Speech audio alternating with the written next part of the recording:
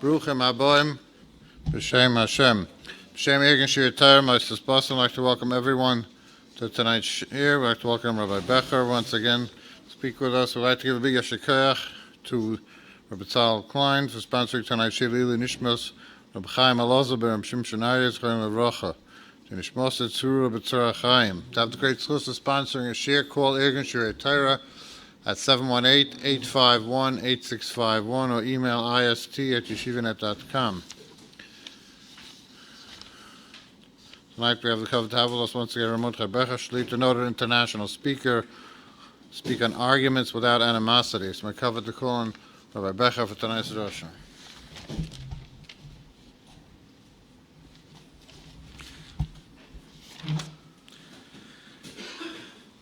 Thank you. I feel like saying good Woch because, it's just finished Tisha B'Av. So there's an article, fascinating article, by a fellow by the name of Jonathan Haidt. I don't know how you pronounce it, H-A-I-D-T. The article is called "Why the Past 10 Years of American Life Have Been Uniquely Stupid." And his thesis is based on the prevalence of he blames it on social media to a great degree. But not social media per se, but on certain aspects of it. Most specifically, there was the invention of the like button. Like. So, what happens is, and this caused a falling apart of things. Why is that? You see, the like and the retweet posts, basically, the way it works is it triggers emotions. Right? If I trigger emotions and get people to retweet it or to like it, then that amplifies my view. So the posts that are most likely to be shared are the ones that trigger emotions, like anger. Thank you. Okay. Anger, thank you. Anger, outrage, disgust, etc. Which means if I produce a post that gets people angry, I'll get more likes. Which means I am encouraged to produce more anger, more outrage, more hatred. And it's a never-ending cycle, unfortunately. He describes it as type of interesting. He says it's like handing a 4-year-old a loaded weapon with darts. Right? So everyone who basically, even people, in fact most people who know nothing about a particular subject, but if their emotions are aroused by the post, will like. Or the opposite will happen. So what happens is that social media has magnified and weaponized, he says, the frivolous emotions as opposed to intellect. It has created, in addition to that, a lack of trust in institutions. Even though it's true we should not blindly trust institutions, but some level of trust in the court system, in various aspects of our institutions, is what society is based on. I come out of the subway, and which used to happen to me often when I used to use the subway. I come out of the subway in Manhattan, and I'd say, is 53rd that way or that way? Right? So I end up walking a block and find out I just went to 52nd. So I ask someone, excuse me, and it's advantageous to have a foreign accent because people think you're a stupid tourist. Right? In fact, I'm a stupid resident, right? But, so I say, is 53rd Street that way or that way? And they'll say that way. Now, people, unless they're severely mistaken, people usually don't lie about this. I mean, I trust the person to tell me, yeah, it's that way, and I go that direction. There's a certain trust I have. But the heights of emotion, anger, outrage, and an amplification of every little tiny detail of everything, which immediately spreads around the world, has really created a tremendous level of distrust and a tremendous level of discord, and he claims it has actually encouraged stupidity. But okay, that's just an introduction. Arguments, we know, machloikas is obviously, in certain cases, in most cases, a terrible thing. We just marked Tisha B'Av, where the Gemara famously says, Migdash Rishon mipnei machorev, Shloisha Dvarim avodah zarah gliarayis shvichas damim, the three most serious averos, and it says Migdash Sheni hayu oiskim b'toyer v'mitzvos u'gemil chasodim, which is pretty shocking. In those Migdash Sheni, it says they were oisek b'toyer, mitzvahs, gemilus chasodim. They learnt Torah, they did mitzvahs, they did kindness. So why was it destroyed? Mipnei sinas chinam. That's a little jarring. If you're talking about someone who learns Torah, does mitzvahs, and engages in acts of kindness, gemilus chasodim, how does it actually fit that such a person is full of sinas chinam to the point where the Beis Hamikdash is destroyed? It's a little puzzling. You wouldn't expect it. If I describe someone to you and you say, what's he like? And I say, he does Torah, mitzvahs, or gemilus chasodim. So I don't think you'd expect a hateful person. Yeah, I put on the resume, Torah, mitzvahs, gemilus chasodim, and I hate many people. That doesn't seem to fit with the rest of it, right? So the Hemek Dovar, the Netziv, in his introduction to Bereshis, it's a fascinating introduction. I'm only going to read just 2 lines from it. He actually discusses this, and he says, I don't get it. He says this, Tzaddik, Pirashnu. I explained in another place that during Beis Sheni, Hayut Tzaddikim v'chasidim v'amelei Torah. They were righteous, they were machmir, they were pious, and they struggled, they engaged in Torah. Ach, lo hayu yeshorim b'halichos olamim. They were not upright in the way they dealt with the world. Now he explains what that means. Mipnei sinas chinan shebelibam, because they had hatred in their hearts, ze et ze chashdu, they suspected each other. Misherau shenoeg shaloi kedaitam beyiras Hashem, if they saw someone acting not exactly as they felt was appropriate in Torah, in Yiras Hashem, shehu tziduki va'apikoros, they immediately said this person is a Sadducee and an apikoros. In other words, there's an idea that it was actually their frumkeit to some degree, actually to a great degree, that actually caused the sinas chinam. They used it as a bludgeon, so to speak. I remember once speaking at, I think it was Gateways, I don't remember. It was a convention somewhere, Shabbaton, and I was talking about the life of the Maharal of Prague. And I mentioned in the course of my discussion, and I know I'm putting myself at risk here, but I mentioned in the course of my discussion that I didn't believe that the Maharal created a Goylam. I said, A, he never mentions it. B, he has 2 Talmidim who are historians, neither of them mention it. C, the first mention of it we find is a couple of hundred years after the Maharal. And D, most of the details of the story come from a book written by Rav Yudel Rosenberg, who was a great Talmud Chacham. He actually did a translation of the Zohar. He wrote many Sforim. But Rav Yudel Rosenberg, in addition to writing Sforim of halacha, etc., also wrote fiction. And he produced a bibliography of his works later in his life, dividing them into halacha, history, fiction. His book, with all the details about the creation of the Goylam, is not in the halacha section or the fiction or the history section, it's in the fiction section. So I mentioned this, and a guy stood up, there's probably about 100 people there are more people than here, and he said, Apikoros!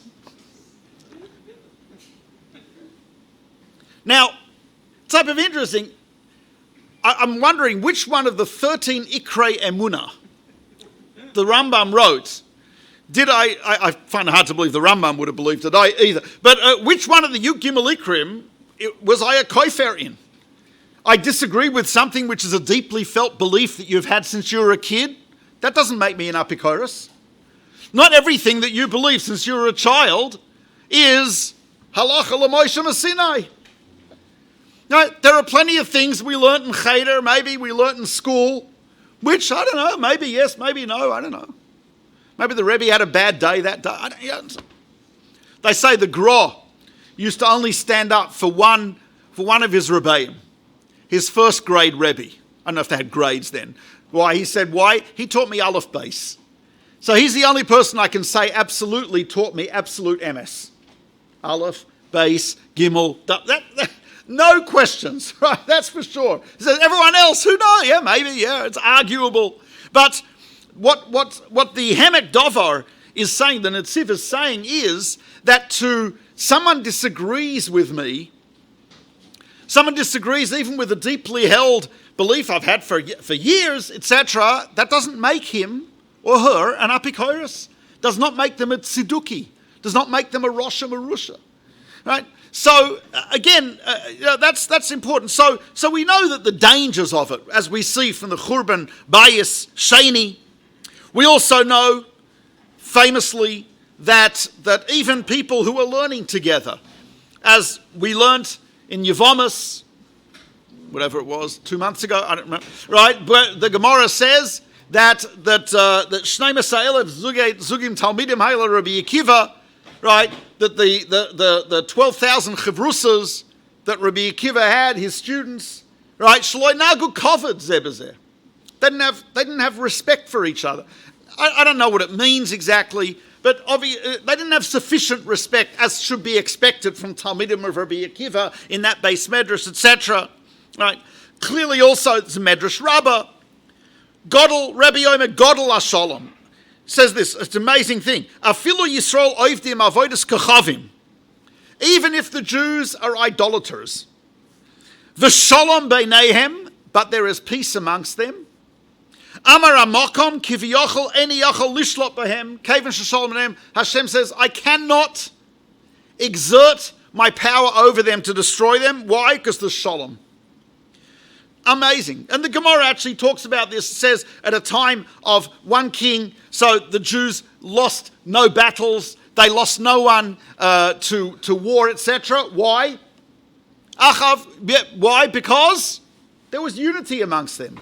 And yet, at later kings, where the Jews were tzaddikim, they didn't know if they were not Ovdei Avodah Zarah, they were ma'aminim, but there was conflict, there was machloikes, they lost. So on the one hand, we know all the negatives about arguments and about machloikes, but on the other hand, disagreements are absolutely inevitable. It's absolutely impossible that we won't have disagreements. Why is that? Well, first of all, look in the Chumash. The Chumash says, Dvarim Yud Zayin, Ki Yipala Min Chadav L'Mishpat Ben Dan L'Dan, Din L'Din, Nega L'Nega, Divrei Rivois B'Sharen. The Torah says when this will happen, and it will happen, you'll have arguments about all different issues, Dam L'Dam, Tumah and Tahara, and Dinei Chavalos, and so on and so forth, all types of halachas. So the Torah sets up a system whereby we can resolve those, known as the Sanhedrin, the Batei Din. The Torah says there will be that type of machlokas. It's inevitable. And why will it be so? So, the Gemara in Brachos says, Haroya uchlusa Yisrael. There's a special bracha if you see 600,000 Jews. I've never seen that. I've seen 250,000, which is impressive. It was a Birkas Achama one year at the Koisel. Right? I forgot which year it was, but it was a while ago. Right? Was mind-boggling. Even there, I couldn't say the bracha, but it's not 600,000. Actually, I was recently in Tanzania about 3 weeks ago with Legacy Tours. I was the tour guide running the tour. We had a safari, so we saw approximately. There's a great migration. Approximately 1 million wildebeests and zebras migrate north from Tanzania to Kenya in pursuit of water and green grass. In fact, it is actually greener on the other side. It's actually it's a fact, right? So, but it's one of the most incredible sights you've ever seen, right? 1 million, right? And, so we didn't see 1 million, but we saw tens of thousands. So before I went, I always in summer I do these tours always. So I'm always asking weird questions to Rav Herschel Schachter. So who he sees me coming and he's So I asked him, what bracha do I make when I see the Great Migration? And he said, there's no bracha. Chazal were not mataking a bracha on that, so there's no bracha. It's a Litvish answer. I said, I want him to say, he says, you can't, there's no bracha. What do you want? Right? But if you see 600,000 Jews, you say the bracha. What bracha do you say? Baruch Chacham Harazim. Interesting bracha. The Hashem who is the wise one of all secrets. And what it means is, the Gemara goes on to say, She'ein daitam doimer zelazeh. No one's mind is the same as anyone else. Ein partzufeim doimim. In the same way. There's no two faces. No one, right? We don't have the same faces. We don't have the same minds. Everyone looks at things differently. Do you imagine a world in which everyone would see things in exactly the same way, everyone would think exactly the same way, would not really be a very meaningful world. We'd all be clones. That's it. I don't know if we'd have free will. I don't know if it's conceivable to have free will when there's no variation in human thought. No, it's impossible. And not only that, but it's type of interesting, disagreement is not only inevitable, but I think it might be desirable. There's actually a positive aspect to it.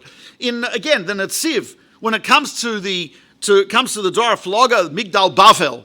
So it's type of interesting. You look in the Chumash, it's unclear what the Aveira was. I mean, what's clear is they didn't yet do the Aveira. That's actually Pshuto Shel Mikra, simple reading of the Psukim regarding the Migdal Bavel. Did they do an Aveira yet? No. What Hashem says, if I don't split them apart, Lo Yivatzehem, they will not refrain, right? They'll succeed in doing the wrong thing. So therefore, I'm going to stop them from doing it. That means HaKadosh Baruch Hu actually stepped in to intervene before the negative result occurred. But the negative result had not yet happened. So it's type of interesting. And it's unclear what the Aveira. Now, of course, there are many Perushim, the Midrashim, on what the various Aveiras was, the Milchama and escaping the flood, etc. But on the level of understanding in the Psukim, Pshuto Shel Mikra, it's very unclear what it is. So the Netziv says something fascinating. He says, you know what? He says what it says they wanted to do was create unity, right? Which we would think is impressive. Kol haaretz safa achas, dvarim achadim. They all spoke the same language, udvarim achadim, and the same words. And they wanted to live all together. And they wanted to have this tower that would unite everyone. Big tower, but a tower that would unite everyone and bring them all together, which sounds like a relatively benign and positive component. But the Netziv says, actually, no. HaKadosh Baruch Hu didn't want that, because what they wanted was that everyone should speak the same, think the same, look the same, live in the same place, and just everyone be exactly the same. And he says, no, HaKadosh Baruch Hu didn't want that. That's because that sameness creates negativity. Right? It's an amazing thing. So that's what HaKadosh Baruch Hu did. He forced them to be different. He created different languages. And of course, language affects the way you think. Language affects. There's even some fascinating studies about languages regarding the future tense and the use of different tenses regarding savings. People putting away money for future savings is affected by the language. Fascinating stuff. So language affects the way you think, the way you emote, and so on and so forth. And that was what was wrong here. What was wrong with the Dor Flaga was they would all be the same. I remember in the 60s, I know some of you may remember the 60s. A lot of people who lived during the 60s don't remember it. But nevertheless, a good friend of mine, actually, he was a chavrusa of mine, became frum after the 60s. But he did a doctorate in physics at University of Berkeley in California. And he actually doesn't remember the decade. It's amazing. Did a doctorate, he doesn't remember. Okay, anyway. So, but HaKadosh Baruch Hu doesn't want that. He wants people to be different. So in the 60s, there was a song they used to sing, Little Boxes on the Hillside. Anyone remember this? Little boxes made of ticky-tacky, little boxes, and they're all made out of, and the children go to school and they go to university and they're all made out of ticky-tacky and they all look just the same. There's a green one and a blue one and a pink one and a yellow one, and they're all made out of ticky-tacky and they all look just the same. It was a great song. I remember learning it when I was in school, and basically it was making fun of the fact that everyone would just do the same thing and look the same, slight variations in colour here and there, but all the same. But that's not what HaKadosh Baruch Hu wants. He wants the individuality. He wants us to be authentic to ourselves. And it's type of interesting, not only that, but even in the creation of Adam and Chava. Fascinating. The Torah says, Eser lo ezer kenegdo. And a lot of the Mefarshim discuss, what does it mean? How do you translate that? Ezer kenegdo. That means an opposing helper. Kenegdo could mean standing opposite you, can mean being opposed to you. So how does that work? Ezer means help. Kenegdo means opposing. Remember George W. Bush, either you're with us or you're against it, right? It's right, unless you have a lot of oil. But whatever, either way, right, what does it mean, Ezer Kenegdo, opposing helper? So I think one of the meanings of it is, there's a natural historian, Stephen Jay Gould, who used to teach at Harvard, and he wrote a book called The Panda's Thumb. So in the book, he talks about the thumb of the panda being evidence that it was not created, not designed. Why? He says, because the panda's thumb is only useful for one thing, peeling bamboo. He says, if there was a designer, a creator, he should have created a Swiss Army thumb. You can do a million things with it. Right? Panda's thumb should have been like, wow, right? Can do anything. But of course, Stephen Jay Gould, who now is a Maimon, by the way, because he passed away about 10 years ago. So, but in any case, Stephen Jay Gould is a fool. I'll tell you why. Because the only thing a panda needs its thumb for is what? Bamboo, peeling bamboo, that's it. It doesn't need to text, right? It doesn't need to hitch a ride, right? It does not need to press a space bar. It doesn't need, okay, so, right, the panda is fine. A good engineer doesn't put too much stuff in because too much stuff just going to go wrong. A good engineer designs it exactly what you need, right? Now, the human thumb, on the other hand, very different from the panda's thumb. We have what's called an opposable thumb, right? What that means is it comes from the opposite direction of the fingers, just so, see, right? The opposite direction of the fingers, because you see, the greatest help for my fingers is to have something coming from the opposite direction. The same is true in life. The greatest help I can have is someone who has a different and sometimes even an opposing perspective. It's like when you see with two eyes, that's stereo vision. You're seeing with one eye, you have problems. Problem of depth perception. There's a problem of seeing things three-dimensionally. You have two eyes, because they come from slightly different angles. That's where you get the stereo view. So on the contrary, Ezer Kenegdo is the greatest help is that the person is not exactly just agreeing with you all the time. It's interesting, the Gemara tells this in Bava Metzia. It's an amazing, fantastic Gemara. It says that when Rav, it's a sad Gemara, but okay, it is still necessary. It says that, so we know Rabbi Yochanan Reish Lakish were Chevrusas. They're also brother-in-law. But it says when Nach Nafshay de Rav Shimon ben Lakish, when Rav Shimon ben Lakish was nifter, Havakom is star Rabbi Yochanan Basar. Rabbi Yochanan was very upset at the loss of his dear Chevrusa, Reish Lakish. So basically, the Chevra said, you know what, let's send over a Talmid Chacham who'll learn with Rabbi Yochanan. He'll feel better. So Rabbi Elazar ben Padas comes over to learn with Rabbi Yochanan. And everything Rabbi Yochanan says, Rabbi Elazar ben Padas says, oh, Taka, there's a Mishnah like that, there's a brisa like, Tanya de Masayalacha, there's a brisa that's mamash just like you said. So Rabbi Yochanan starts crying more. So he says, what's going on? So Rabbi Yochanan says, when I learnt with Reish Lakish, he says, everything I said, ki hava amina milsa, every single thing I said, he had 24 kashas, 24 problems, 24 questions on everything I said. And I had to come up with 24 answers to his 24 questions. He says, I don't need a chavrusa to agree with me. He says, I don't need someone to say, oh, Tucker, you're right. There are people who hire people like that. They walk around and say, you're right. Oh, you're Superman. right? But no, that's not what a chavrusa is. The idea of chavrusa, anyone who's had a chavrusa in yeshiva, we know, the idea of chavrusa is the argument. Friend of mine, mentor of mine, Rav David Gottlieb, Oliver Sholem. So he brought a relative of his who was a law professor to see the Mir yeshiva in Yerushalayim. He thought it would impress her. So the Mir had not yet expanded to every single square inch. There was still actually an Ezras Nashim that was available. So he takes her up to the Ezras Nashim, and she looks out, and she sees like 2,000 guys screaming at each other. Now, she's a law professor. Law libraries are very quiet. Right? Little Dunkin' Donuts coming in and out of the coffee, pages turning, etc. It's not a lot of noise.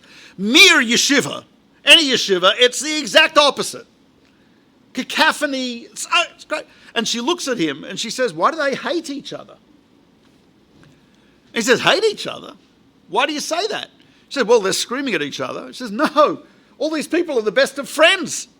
Right? They actually, right? Nasim oivim, the Gemara says, right?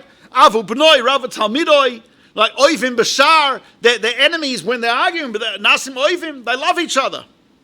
Right? The idea of a chavrusa is not to agree with each other, but it's to have two different perspectives. I have two friends in Korea. One is the guy who was in yeshiva with me, is now the Israeli ambassador to the Republic of Korea. And the other one is Jungmin Hu, who I met at Yeshiva University in New York, and he did a doctorate, and he is now in Korea. So I was doing a tour of South Korea. I got there 2 days before the tour started, because the flights were all weird. So, okay, I got it two days early. And so Jung says to me, would you like to give a lecture? There's a lot of study.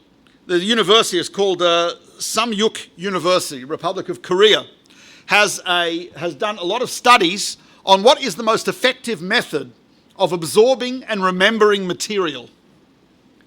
What is the most so they came out the following. It was a 2013 study. There have been other studies since then.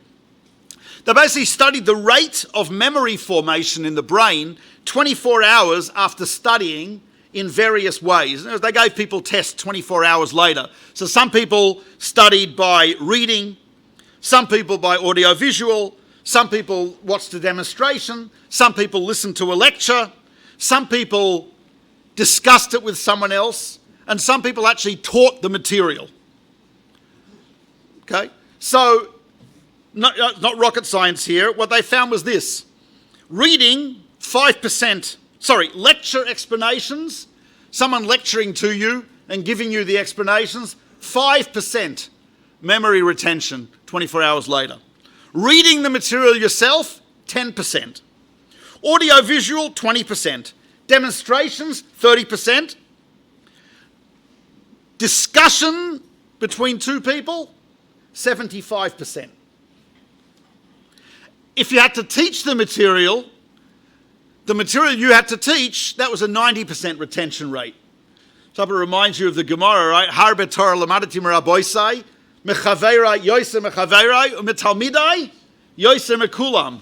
Right? Fascinating scientific study reflecting the reality which the Gemara mentioned thousands of years ago. So I gave a lecture to a group of educators in Korea, not Jewish, right? Educators in Korea about the Chavrusa system.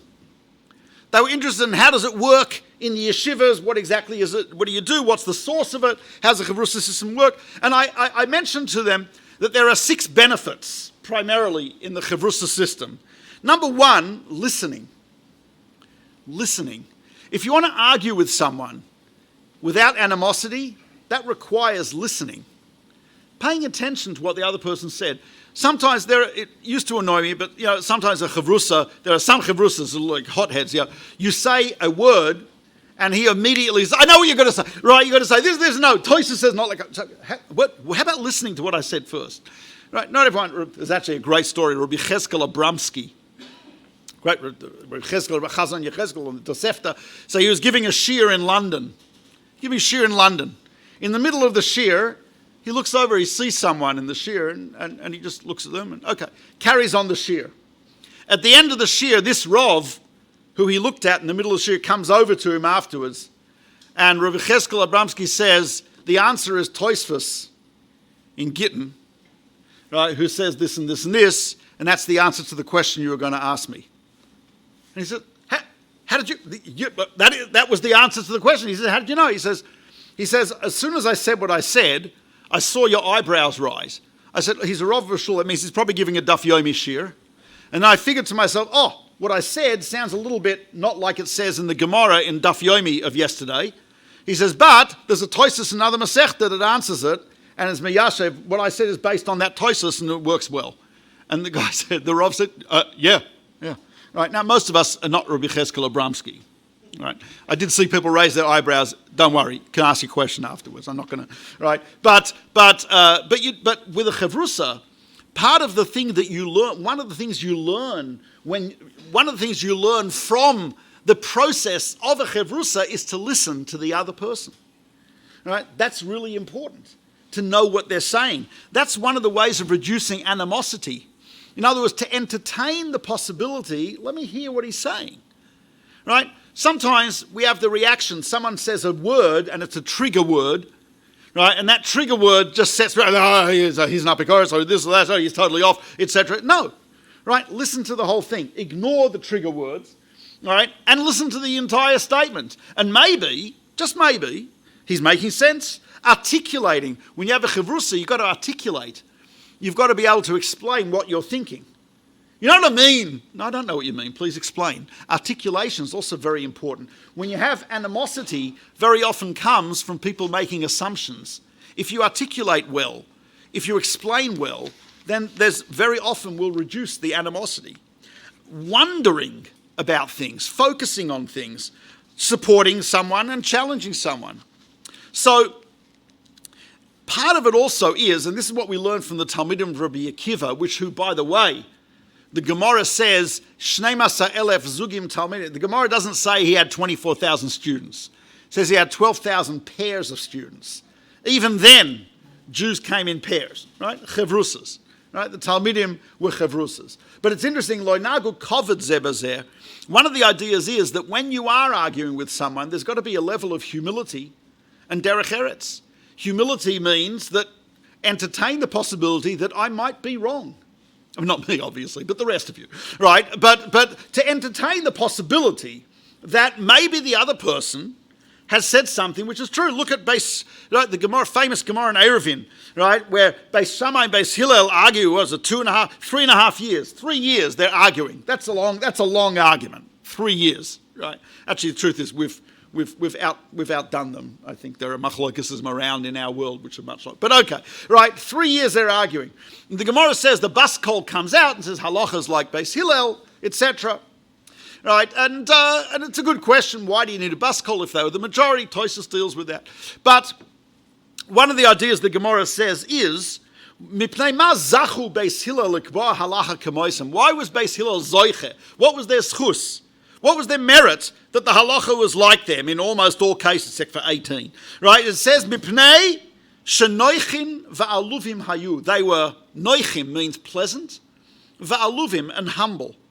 V'shoinim divreihem v'divrei Beis Shammai. They would explain their own words and also Beis Shammai's. That means they had sufficient, in other words, in order to really, the Maharal explains in Be'er HaGola, in order to really know truth, you've got to know both sides.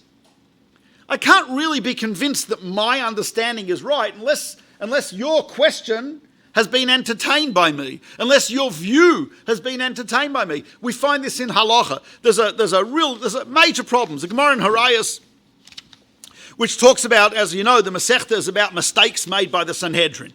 So the Sanhedrin makes a mistake. They paskin incorrectly about something. So let's say there is a Talmid Chacham, Torah scholar, who knows, he's convinced the Sanhedrin is wrong. You know, the Sanhedrin says this product is kosher.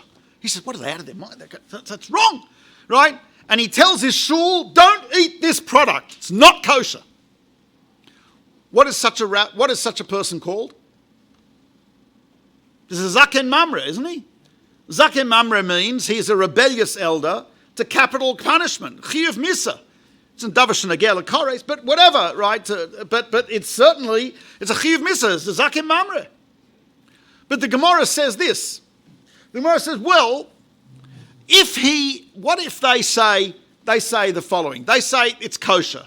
He is convinced 100% they're wrong. He knows it's not kosher, right? And he goes and eats it. He's like, okay, Sanhedrin said so. He eats it. So the Gemara, there's a brisa that says he brings a korban chatas. That's problematic. Korban chatas, as you know, a sin offering, is only brought for, it's not brought for mazid, deliberate sins. It's not brought for oines, beyond my control. What's it brought for? Only, right, negligence, pshia, etc. He made a mistake. He made a mistake. It wasn't beyond his control, and it wasn't deliberate. He made a mistake. So the Gemara says, what mistake did he make? So the Gemara says, Ta'a b'mitzvah lishma divrei chachamim. His mistake was he thought he has to listen to the chachamim even though he's convinced they're wrong. And therefore, since he made that mistake, he has to bring a korban chatas. So now Rambam and the Ramban doesn't ask it, but he answers it. The Ramban asks, what's the guy supposed to do? If he tells his kahila, don't eat this. I think it's not kosher, even though the Sanhedrin says kosher. Zaken mamre.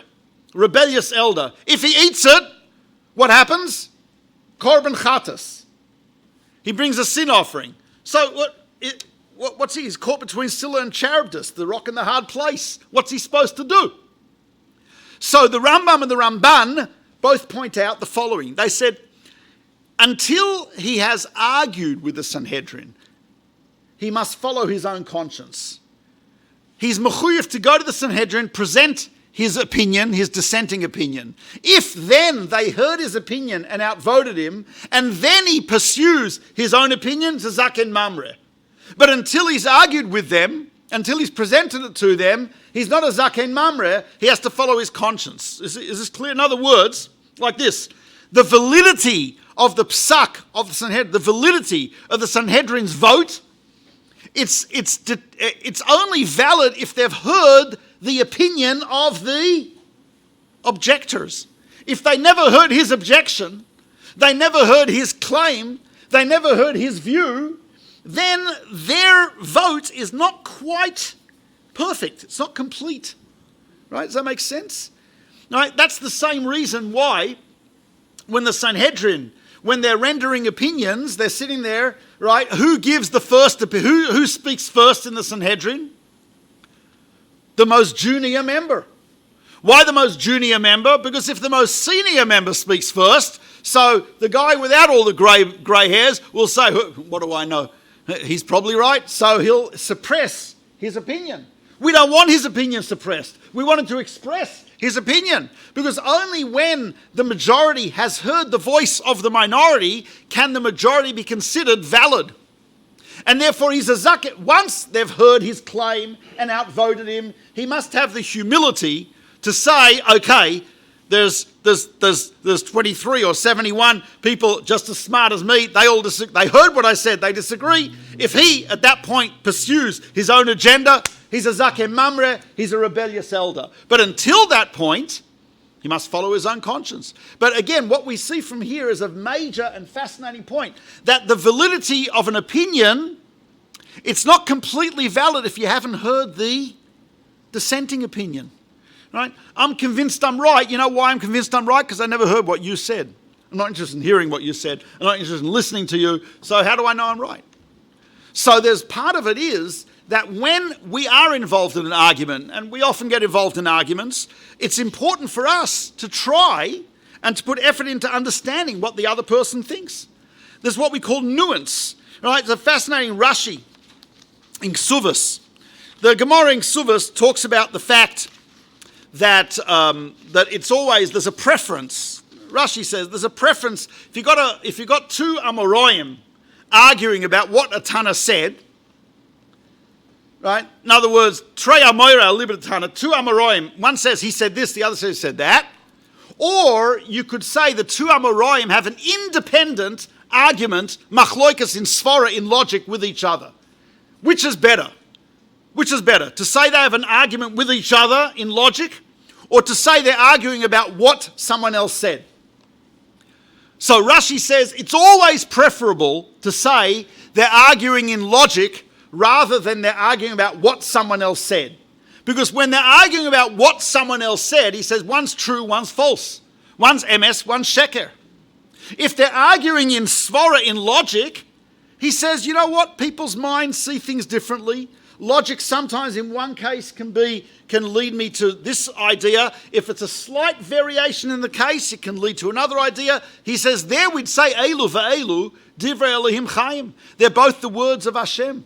They're both the words of Torah. He says that's why we always have a preference to do that. In svara, in logic, in points which are nuanced, it's, we tend to go to the extremes, right? You listen to debates, and they're not even debates, but you listen to people talking, right, about issues like the recent overthrow of Roe versus Wade. So some people say, you're murdering babies. Some people say, you're murdering women.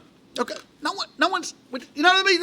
Let's be a little, let's back up a little bit, right? No one's advocating go out and kill women or kill babies. It's like there's nuances here, right? Halacha happens to be quite nuanced in this area. Yes, there's an Isser, according to the Rambam, it's considered Ritzicha, but there are other Rishonim who say it's not. There are other Rishonim who say it's Chovel B'Chaveiro. There are some Rishonim who say that it's Hashchos Zera.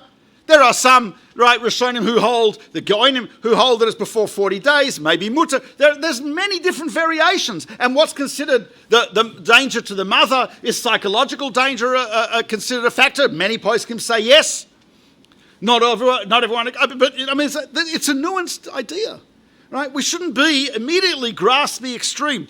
In Tanzania, one of the things we saw, which I spoke about, was a magnificent animal known as a warthog. I'm sure you've all seen warthogs. I type of like them. They're cute. I don't know. They get a bad name, but so I was talking about the warthog because the warthogs get infested by insects, ticks, and all types of insects. But there's an animal called a mongoose who eats those insects. So when the warthog gets too bothered, if the warthog sees a group of mongooses, not mongooses, right? He sees them. Then what he does is he walks over and flops down in the middle. The mongooses swarm all over the warthog, eat every single last insect from him. Everyone's happy. The warthog comes off clean. Gewalt, right? The mongoose are full, satiated, everyone's happy. So someone objected, we're talking about the warthog. It's a pig. It's a davarach. I said, yeah. I said, we're not Muslims.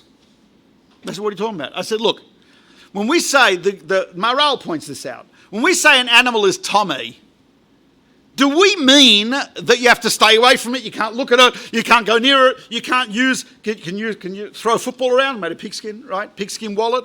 Is that okay? Yeah, of course that's mutter. There's no isser in using the skin of a warthog or a pig. Totally okay. If you have a pastry brush, they used to be made of pig bristles.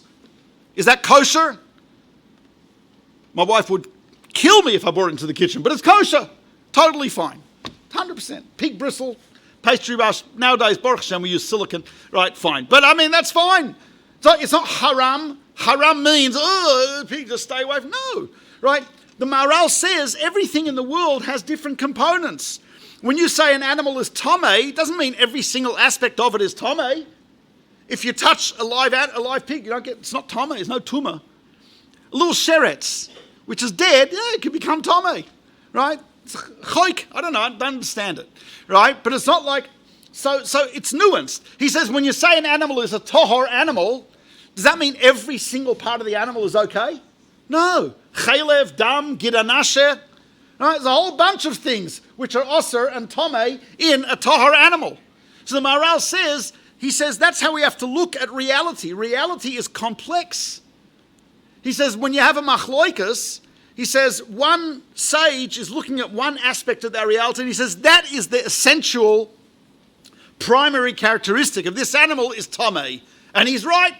Are there aspects of it which are tahor? Yes, but the primary aspect of it is tomei. And what's the primary component of this? Tahor, etc. He says, therefore, you have a machloikas. And that's okay. That is really okay. The point is that when I am arguing with someone to understand that they may be looking at a different aspect of that same reality. Right? You think of it this way. Right? You could have different artists looking at one reality. So someone looks at this beautiful field, right? And it might be the person looking at the field may be Mozart, and he may compose a beautiful concerto, which just echoes the sounds of nature, and it's like eine kleine Nachtmusik type thing. Or maybe Vivaldi looks at the seasons and the changing the seasons. He composed the 4 seasons, and etc. Or it may be a Claude Monet may look at this same scene and paint a beautiful impressionist painting of it. And by the same token, a Shakespeare may look at that and write a sonnet about it. Right? They are all describing the same reality. But each one, because of who they are and the way they think, is describing a different aspect of that reality. Those are all legitimate. It's not like you could say, what do you mean? Right? Shakespeare steht der Zoi. How can Mozart say that? What do you mean? They're different aspects of the same reality. Right? When we look at a reality, we see different aspects of it. I remember Rav Yosheber Soloveitchik writes, I teach at YU, I'm contractually obligated to quote him once a month. But anyway, but he writes in I was joking, not really, it's once every 2 months. So. But anyway, but in Isha Halacha, he has a story. He's with his grandfather, Reb Chaim, and they're sitting, I think, on a balcony somewhere, I guess, in Lita, right? Their balcony's in Lita, who knows? Whatever, they're sitting there looking, and the sun's going down. And he was a little kid, and he said, wow, what a beautiful sunset. And Reb Chaim, Briska, he says, it's nicht kein sunset, it's a shkia sachama. Shkia. Right? A little kid looks at the sun going down and says, oh, wow, it's beautiful, the sun's going down. Reb Chaim Briska looks at it, and what he sees is every single halachic nafkamina of shkia sachama that you can imagine. Shkia sachama. It's a halachic metzius. It's not like right. On the other hand, you could have lahavdil, right? There was a genius by the name of Buckminster Fuller, and he's sitting on a hill somewhere. I forgot where it was, and the sun's going down. One of his students comes over and says, "What a beautiful sunset!" And he says, "Not a sunset. It's the Earth turning the opposite direction." Right, he's an astronomer, so what does he see in this reality? It's the Earth rise, not a sunset, right? Okay, right, but what I'm pointing out here, and this is the Maharal says in Be'er HaGoyla, because he was attacked by Christian scholars, said, how can there be so many opinions in the Gemara? Why are they always arguing with each other? How can it be that the Seder, how can you have Torah's emes how can you say Torah's emes when there's all these hundreds of, so many opinions? And the Maharal said, what do you mean? Is the world true? Is the world a reality? Yeah. Can you see the world in different ways? Yes. He says, so yes, as long as you're within certain rules, but that's how we're looking at it. And so what we understand is that, and I want to give just like 5 practical ways in which we can avoid this type of animosity, which I think you've probably figured out from the Makoros. Number 1 is listening. To listen to the other person. To give the other person a chance to say their piece. Very often, this, by the way, there was, I don't know who it was, I don't know if it's a true story, but there was a Rebbe who, people came to him, they have Shalom Bayis problems. A couple came to him, they said, we're arguing all the time. He said, he takes out a little bottle, I have special holy water from the Baal Shem Tov. I said, oh, that's fantastic. He says, I'm going to give this bottle to you.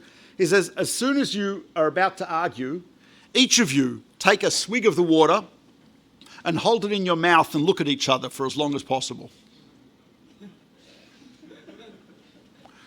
I have tried this. It's very effective. I did it with vodka, but it still works with anything, right? But what happens is sometimes just instead of immediately reacting, if you immediately react, that's generally where the instinct takes over, animosity takes over, anger takes over. If you wait, count to 10, right? Hold the water in your mouth for a while, etc. Listen to the other person, let them finish the sentence. That does a tremendous amount to prevent instinct taking over, right? In a physical fight, obviously you want instinct to take over. You don't just stand there and say, shall I block that punch? No, of course you should, right? But when we're talking about an intellectual argument, intellect is associated with shtika. It's associated with hamtana, with waiting, with patience, with silence. Okay. And so therefore the first and most basic rule to avoid animosity in arguments is to just wait and listen to the other person, let them finish. Number one. Number two, when you are doing this, consider their view. Consider their view, meaning, is it possible that there's some merit in what they're saying? Is there anything right about what they're saying? You never know, right? Sometimes it may be, right? Is there anything, right? Something positive? Look, try in your mind to see what there are, what areas in which they may be justified. You don't have to agree with them, but you say, oh, they're coming from here, they're coming from there. That will help you to understand them a little better. Number three, try always, when you are responding, try to respond with an area in which there is common ground and agreement. Right? If I'm arguing with someone and I can come and say, look, we both agree that. We both agree that, right? That's always a great way to do it, right? Because if we find an area in which we both agree, okay, this area agree. You know, someone once, you get this question often, but a Talmud asked me, I don't get it.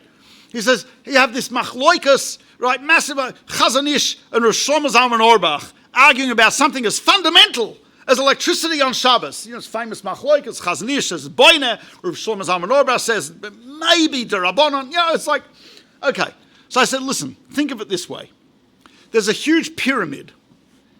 The base of the pyramid is the Torah shebichsav. On top of that, there's the Torah shebal peh. On top of that, there's the Gemara, the Mishnah, the Gemara, etc., etc. At the very top of that, there's a Mishnah which says that Malach Shabbos Arboim Chaser Achas 39. All of that pyramid they agree on. Then you get further to the top of the pyramid. There's an issue of Boine and Binyan Bekalim and etc., etc. And then they agree on that, right? And then you get to the very cap of the pyramid. That's where they're arguing. But the truth is, a true machloikas within Torah, that's how you have to think of it. There's a huge pyramid of things in which they're both agreeing. Think, when I'm arguing vehemently with someone, I have a friend, there's a Rov in Passaic. We often, we phone each other every few weeks and rant about something to each other. Right? He says, I'm his favourite Apikoros. I say, you're my favourite fanatic. Right? But we're good friends. But even when we're arguing vehemently about some point in hashkafa, etc., right, you have to keep in mind that there's a huge pyramid of things in which we agree on. We wouldn't be able to even have this argument if we didn't accept Torah shebichsav, Torah shebal peh, right, the methodology of the Gemara, and so on and so forth. There's a huge area, right? Competitions are only competitions if we agree to the rules. As you know, two guys get into the ring. You know, MMA, boxing, etc., right? They're standing there, right? And the guy says, you know, Hajime, right? He says, start the fight. So the guy pulls out a Glock 9mm, bam! Right, will the referee say, yes, he won? I mean, legitimately, the other guy is down, that's true. But arguments, competitions, and fights happen within a certain set of rules and techniques, etc. When we have the arguments within the Gemara, that's accepting certain principles, certain rules, certain sources, and so on and so forth. So if I am arguing with someone, even if it is vehement, it's always helpful for me to try to grasp where is the common ground, right? Even if I remember I had a huge, I was walking, it was in Haranoff, one of my kids, I'm walking with a good friend of mine, he's Rosh Hashiva now, and we were arguing about some point in Hilchos Shabbos, right, and it got heated. You know, we're like, what are you talking about? There's like, etc. So I remember one of my kids saying to my wife, right, he said, Mummy, are they still friends?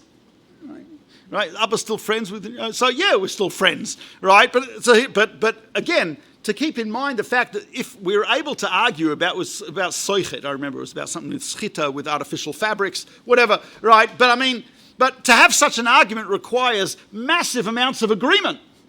We have to agree on so much to have an argument. I couldn't have that argument with a Reform rabbi, quotation marks. I could not have that argument with anyone else, right? I could have that argument only with a Jew who's committed to Torah mitzvahs, etc., etc. It's the only one. So the fact that I am arguing about this with this other person is actually evidence of the common ground that we have. It's an important thing to keep in mind. Number 4, never make the attacks personal. In other words, do not say to someone, you can say your view is this, this view seems to be this, but never, it's never about the person. That's what we call ad hominem attacks. You can attack the views. You can find refute, but don't say, right, this is true in relationships as well, you can talk about, but don't attack the person. And, number 5, this is from the Gemara. The Gemara says, Soina lifroik, oyev litoin. Soina litoin and oyev lifrok, right? If you have someone whose donkey needs loading up, which is no favour to the donkey, but it is a favour to the person who owns it, and he's a person who you don't like, you hate him. The other person is someone you like, someone you love, and his donkey needs unloading, which is double mitzvah. A, you're helping the person. B, the donkey is being alleviated of pain. So tzar b'alechaim, right? So the Gemara says, who should you help first? The answer is the soiner, the one you hate. So the Gemara says, why? Kedei lakuf es yitzro, to overcome the Yetzer Hara. So there's a lot of discussion. Tosfos already asked, what do you mean, what Yetzer Hara? The Gemara in Pesachim says the person that we're talking about that you hate is someone who is over a serious aveira, so you're allowed to hate him. Whatever, I'm not going to go into that. Tanya, Perek Lamed Beis, discusses it, has a beautiful pshat. But leaving that aside, how does it work? Lakuf es yitzro. How do I overcome my Yetzer Hara? So Rav Dessler says beautifully in Kuntres HaChesed, he says, because when you do acts of kindness to someone you don't like, you're investing a little bit of yourself in the other person. The more of yourself you invest in the other, the more unity there is. The more you see a little bit of yourself in the other person, right? It works, by the way. If you like gardening, I hate gardening, but I like mowing the lawn. Gardening, no. But if you like gardening, right, people feel affection, love for their garden. It's bizarre.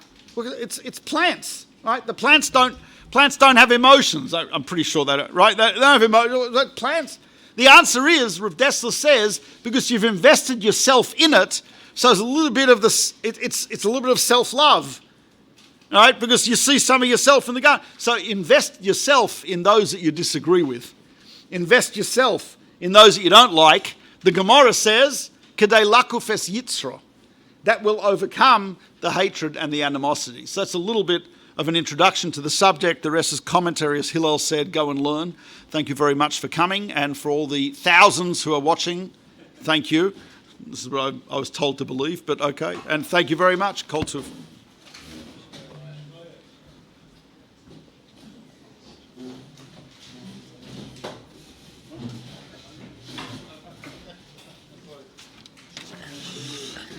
Shem Yegin Shir Torah, Moses Boston, like to have a big Ashikach, Rabbi Becher for the inspiring drasha. Rabbi said there's one thing we could all agree on, as Chazal said, Talmud Torah Keneged Kulam, and there should be no disagreements about sponsoring the Shir Yegin Shir Torah, have a chelik in Abatzas Torah, the Rabbim, call Yegin Shir Torah 718-851-8651, or email ist@yeshivanet.com, or put an ad in the dinner journal in Yegin Shir Torah's upcoming annual dinner, in just a few short weeks, and honor one of the Rabbanim whose shiurim we've enjoyed, or for any other occasion, and have a chelik and a batzas Torah drama of Yegin Shir Torah throughout the year. The ad blanks available in the shul. If not, you can email ist@yeshivanet.com or call 718-851-8651 for this opportunity. I'd like to give a big yashikach to Rabbi Klein for sponsoring tonight's Shir Lili Nishmas Reb Chaim Elazar, Chaim Eliezer ben Reb Shimshon Aryeh Zechon Levracha. Tenishmos Tzur B'Tzor Chaim. Chananya ben Akash Shem Rotz HaKadosh Baruch Hu Lazak Es Yisrael Figure Himmel and Torah Mitzvah Shenem Adonai Chofetz Eman Tzidkei Yagdul Torah V'Yadin.